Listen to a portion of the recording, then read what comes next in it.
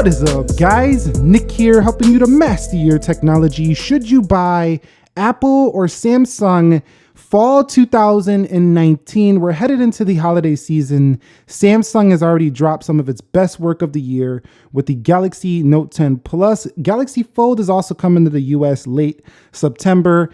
iPhone 11 is just around the corner, probably going to look very similar to iPhones of last year. But really, which one are we going to go with this year? The iPhone from Apple or the Galaxy from Samsung? Now, I want you to keep in mind that some people are going to say just both. I don't know why we have to have this conversation right here. Just get both an Apple and a Samsung phone. Well, not everybody wants to have two phones. Not everybody can have two phones. And the third thing is, I don't think it's that, wise to have to manage two different phones unless you're doing something like what you see me doing, and that is reviewing these devices. We review these to help you guys out in the world. But if it wasn't for this, I wouldn't be on two systems, making my life more complex. So I think it's good to just stick with one per year. If you want to switch back and forth and go between, that's okay. But having all these systems at once might be a little bit too much. So I want to put that one to rest really quickly here. I want to begin with design between these two phones. Now, which should you buy in terms of design? Now, Apple has long been a premium hardware maker. I mean, that is their business model, to get you to buy hardware every single year. And it was no different with the iPhones of last year. Just some beautiful works of art here. Stainless steel around the edges. The all new gold finish was nice here for the Apple device. And Samsung years ago really wasn't knocking it out of the park in design. They had some cheap plastic builds. These days, though, I mean, take a look at the Note 10 Plus. This thing is just beautiful. This Aura Glow color is very different right here. And overall, they really have been crushing it in the design elements. Now, some people don't like the curved edges. I get that. Some people don't like, the hole in display. Some people don't like the notch on the iPhone. So they're not perfect designs. Some people like the flat display of the iPhone. It really comes down to your preferences. But I think that in terms of these two companies, Apple is really playing more of a long-term game when it designs their phones. It designs their phones to be something they can keep iterating on versus something that they're changing up every year, whereas Samsung is kind of changing their design of their phones quite drastically year over year. I mean, I think that if you want more of a cutting edge style design, you want to be on the bleeding edge of technology, you will prefer what Samsung is doing with their smartphones. If you want a phone that's not going to look outdated in just a couple of months when something else comes along, you probably will like iPhone, because you can get an iPhone 10 in 2017, and here we are in 2019, 2 years old that phone is already, and the iPhone 11 is going to look pretty similar to the iPhone 10 of 2 years ago. So it's a long-term game here with Apple. But at the end of the day, in my experience so far, I'm going to call it a tie in terms of design, because while the curved display is beautiful, it stretches all edge. I think Samsung is a little faster at getting something different out there in the marketplace. I do think Apple has a very nice quality design that just holds up over time really well. The stainless steel is a very high quality build, and I find that my Galaxy phones always scratch easier and scuff up easier than my iPhones. I don't know what it is about them. They just do that in my experience. So I gotta say, it really just comes down to what you prefer, because these are both very beautiful designs here. Now, when it comes to the display quality, you might think that this is a clear win to Samsung. And from a technical standpoint, it is, but it's not fully a clear win in my experience. I think if you like a more natural display, you're gonna like what Apple does with their calibration of their smartphones. And the TrueTech technology, or the True Tone technology on here, is just really something to marvel at. It really does help your eyes at nighttime. And once you use it, you kind of don't want to use a phone that doesn't have True Tone. So I really do enjoy that. Also, their displays working with Samsung have been very beautiful and bright, but the way Apple's calibrating these displays, this looks absolutely phenomenal. So you do have 3D touch on here as well. Now, I still gotta say, even with all of that, that can be very, useful for you. The Samsung is still the higher quality display in terms of, a technical standpoint. It has a higher resolution display on here. It has just a more vibrant look in the store. When you're out in public, you just wow at that display. That's the Samsung display. in 2019. And considering that they are kind of leading it here and they do make a lot of displays for Apple iPhones, Apple's going to stop relying on Samsung going forward for their displays. I still have to give the win to Samsung, even though it's not as a clear cut of a win as you might think. I still think Samsung is still the winner here when it comes to its overall display. It's just got that wow factor that you just don't get or you don't see on the iPhone. Apple does tone it down a bit with the colors, and that makes you think that all their displays look pretty similar. So which one of these should you buy when it comes to software quality? Now, Apple has long been known for its great update support, and you could see, not even officially available yet, I already have iOS 13. You can see dark mode here on the iPhone XS Max, their latest best phone. The iPhone 11 will be that next week. But Galaxy Note over here also has the latest One UI version. However, not all Samsung phones have the One UI. Not everybody has that on their phone. So consistency is still far ahead here on the Apple device, and the speed at which you can get these updates is unmatched on the Samsung phones. However, there's not much you can do with iOS when it comes to customization, and that still holds true here in 2019. Over here on the Samsung phone, I could change and put the icons wherever I want them. I have the theming options right here. I also have the widget options right here. I can use the S Pen, post an S Pen note to the home screen. I could change the size of the icons. I mean, everything you want to do on a Samsung phone, you could do it here. You could do this on the other Samsung phones as well, down to the A line of their devices. Any other phones running Android and the One UI, pretty much the same. You could do all these customizations. But even with all that, I'm still going to put Samsung second here at software because of two main reasons. And those two reasons simply are going to be better application support in App Store, like the applications you truly want. There's probably a high quality version of that. For example, this awesome video editor, LumaFusion. This is not a sponsored video, just really love this application right here. But on the Samsung, I can't find that application. Also, the iOS platform still just a little bit smoother in iOS 13 with quicker animations, dark mode, as well as quick shortcuts to things like Bluetooth settings as well as Wi-Fi. A lot of little things just have gotten better and more polished in iOS 13 that I just feel look a little bit better than the One UI. Now, don't get me wrong, the One UI is fantastic. I really do love this software. It's super feature rich. You can find basically every feature you want in here, but it comes down to those apps for me and those speedy updates that you get with the iOS platform.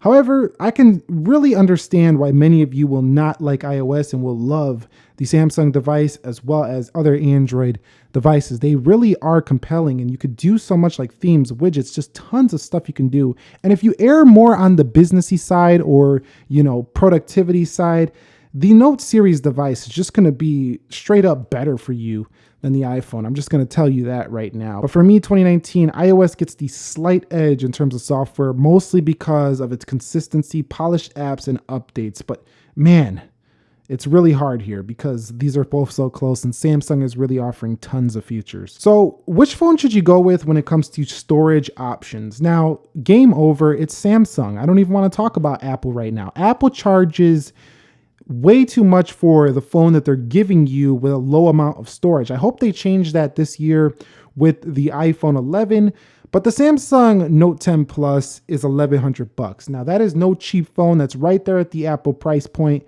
But here's the difference. 256 gigabytes to start. That's 4 times the storage as the iPhone XS Max at $1,100 with 64 gigabytes. So you can see where the value's at when it comes to storage. Not only that, on the Galaxy Note 10 Plus and other Samsung phones, tons of Samsung phones, you can expand the memory. Now, the Samsung Galaxy Note 10, the smaller version's not included in this argument, but still, at least they're giving you 256 gigabytes of storage there. There's a lot of Samsung phones you can get that you can expand the memory. So hands down, when it comes to storage, it's Samsung. Also, they make very fast storage in general. They make a lot of storage devices, SSDs, things like that. So the storage on, at least their high-end Samsungs, are very fast. As a matter of fact, it's actually faster storage than most of the SD cards you would buy. Now, Samsung is also more generous with their cloud storage. They give you 15 gigs versus Apple's 5 GB. In addition to that, you can use other cloud services on this phone. But really, I mean, come on, Samsung is just winning hands down here when it comes to storage. Okay, so when it comes to performance, I really don't even want to go on and on about this. I do this enough with my speed test. I will leave a link to the speed test between XS Max and Samsung device down below. That's the latest one, Samsung Note 10 Plus versus this device. But you know what? You know the speed is pretty similar. You know the Note 10 Plus snaps apps open a lot quicker in some areas, and you know that the Apple chip is ridiculous with the A12 Bionic. It's going to get even more ridiculous with the A13. We're at a point now where we have way more power than we probably even need in our smartphone. That's a good thing because I'd rather have more than I need than be desiring power. But both of these phones are absolute monsters. Huge amounts of RAM you can get on the Samsung phone, but it typically needs more RAM to have a similar performance as the very efficient iOS software over here.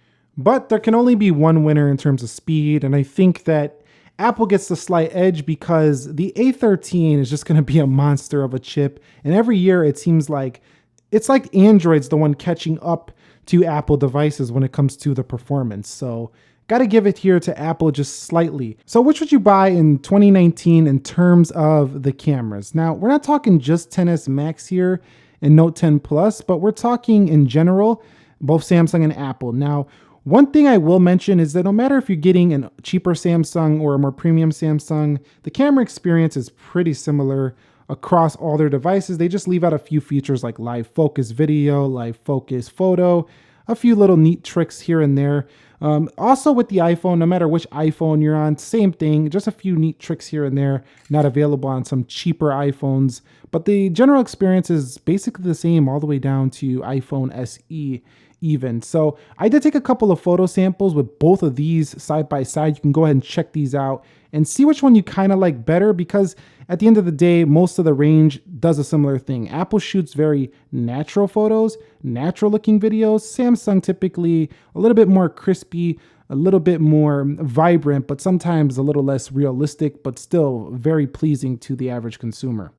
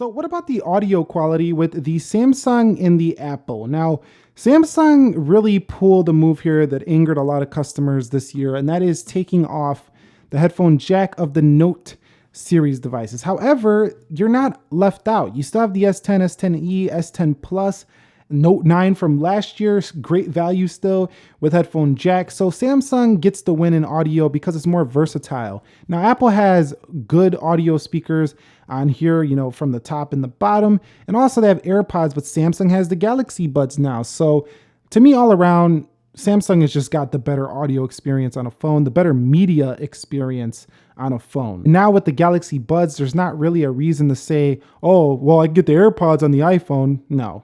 You can get the Galaxy Buds here on Samsung as well. And they have phones that offer headphone jack. Not this one, but they do have phones that offer it. And as of fall 2019, you could still get a Samsung phone that offers a headphone jack. You might not be able to get it going forward. We'll see how that goes if Samsung decides to take it off all their phones. But even the Note 10 Plus has great audio that comes out of this phone that basically matches, if not could be louder in some cases, than the iPhone. Let's discuss battery life. Now, we got a clear winner here once again. Consistently, Samsung has proven to be the stronger battery performer across every device, you know, that kind of competes with each other that I've tested. So let me explain some of those for you right here. Now, the Note 10 Plus has better battery life than the XS Max in my experience. The iPhone XR also has really good battery life for iPhone, and the XS Max has good battery life as well. But neither of those phones beat the Note 10 Plus or the Note 9 in my personal experience when actually using the devices hardcore. Also, the other phones down the line, like the Galaxy S10 Plus has better battery life than the XS Max and the XR on the S10 Plus. The S10e, not the best. The Galaxy S10, not the best. But when we're talking about offering up phones that have great battery life, even their cheaper like A70, A50 line phones have really large batteries in there. So Samsung phones, to me, you can get a better battery life with them. So which one wins out on price? And you might say, well, you know, Samsung's making phones at the same price as Apple. They're pretty equal. No, not quite. Because Samsung has a whole range of phones down to mid-rangers, you know, A50, A30, A10, A20. I mean, there's just so many phones. There's Galaxy S8, you know, the Galaxy S9. There's a lot cheaper devices than Apple. Yeah, they do have a high-end phone to compete with the iPhone, like the Note 10, Note 10 Plus. They do have the S10 Plus. When it first came out, it was like $1,000. So yes, they do have phones that compete up there, but they also have phones for the customer who doesn't, you know, who can't get this phone right now or don't want to pay that for a phone. Whereas Apple kind of forces you to go up into that $700, $800, $900,000 range to get a newer phone from the current model year, which is a little bit annoying for a lot of users. So for me, Samsung wins on price due to the options they do have. When it comes to phone call quality, Samsung has won here. Again, the reception was just terrible for me on the XS Max over my experience using it. And don't get me wrong, it's not like it doesn't work. It's just I had more callers saying they couldn't hear me. I also had less reception. FaceTime wouldn't work sometimes due to the just low signal strength on this device. Whereas the Samsung phone, really strong in this department. When it comes to longevity, the iPhone is the clear-cut winner. This phone is definitely the one you want to go with. You're going to keep for a very long time because of those elements I mentioned. They keep their designs pretty similar for quite some time, so you don't feel left out when the next phone comes out. You get speedy updates on these devices, and the iPhone just is ready to go the distance with its high quality build and materials. So definitely a very good long-term option in the iPhone. The Apple iPhone devices also win in something called resale value. That's when you take your phone and you go ahead and resell it later after you've used it for a while and you're done using it and you're ready to pass it on to another happy user that wants to try out the iPhone. You can sell it as long as it's in pretty good condition. You can get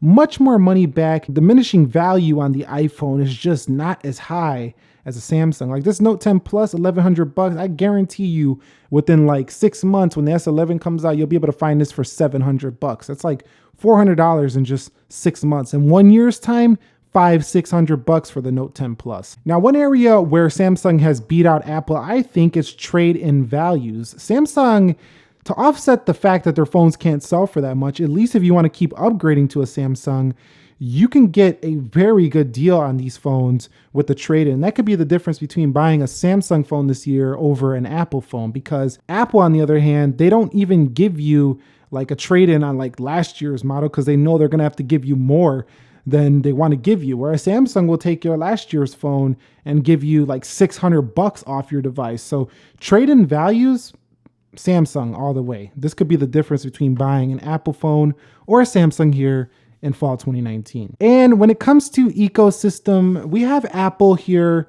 slightly on top because Samsung just doesn't have the same type of ecosystem. From the Apple laptops to the iPads to the Apple Watch, everything is just so polished and in sync, and it feels very similar no matter which one of those devices you're using. Now, Samsung has gotten much better at this. So we have the iPad over here. This is an iPad mini. Works great with the iPhone. We also can use other iPhones alongside our iPhone if we need to. It will sync up very well and we'll have a similar experience if we want to use an older iPhone alongside our new one. You could do that with the Samsung device as well, but Samsung has Samsung Galaxy tablets that also run pretty similar experience to the Note device. Samsung has a Galaxy Watch and it has the One UI, and Apple has the Apple Watch that has Watch OS. But at the same time, the Apple Watch is, pretty ahead of most smartwatches out there. We know this by now. You have good ecosystems on both, but I think Apple's just been playing in this game a little bit longer, so it just feels a little bit better, a little bit more polished. So Apple, to me, wins an ecosystem. So these are very closely matched, and it was really hard to pick a winner. So I tallied up the sections we talked about to come to a final victor here. Now, design was a tie. Display went to Samsung, software went to Apple, storage went to Samsung, performance went to Apple. There was a tie in the camera department, audio Samsung, battery Samsung, phone quality Samsung, price goes to Samsung for multiple options. Longevity, we know the Apple wins out there. In terms of resale value, Apple wins out there. Trade-in values, Samsung's offering higher trade-in values. Ecosystem, slight edge to Apple. And we have a total score for Apple of 5 points, 2 ties, and 7 wins to Samsung based on pretty much every category on a phone. I mean, we could throw in miscellaneous like S Pen. That would have went to Samsung. We could throw in gaming. That would have went to Apple for having better titles and really solid performance on their phone. But at the end of the day, Samsung is in a slight lead, I believe, here in 2019 fall. And I give a slight win here to Samsung based on all of these factors. I just think it's a slightly better pick to go with a Samsung phone at this current point. However, that shouldn't be the only deciding factor. If you guys find yourself resonating strongly with one of these categories, like you just can't stop thinking about how you have to have one or two of these categories, if it's one of those two is in the Apple side, then go with the Apple. For example, if you really want excellent performance and you really resonate with longevity, you probably will love the Apple iPhone. On the other hand, if you really love a beautiful display and you really love great battery life and phone call quality, you resonate with those things more, Samsung's gonna have the phone for you. And that's it. That should help you decide who to go with in terms of a phone this year, Apple or Samsung. Somebody in the comments still gonna be like, hey, should I go with the iPhone XR or should I go with the S10e? After all, we just explained right there. Any questions, comments, concerns, drop them down below. Remember, this was more of a Apple-Samsung comparison, not really just the XS Max and the Note 10 Plus. If you guys want to see a full comparison between these two pieces of hardware, let me know down below. Nick here, helping you to master your technology. Thank you very much for watching. Subscribe for upcoming iPhone 11 content and many more videos like this. I will catch you all in the next episode. Thank you very much for watching. Be sure to be well, and peace.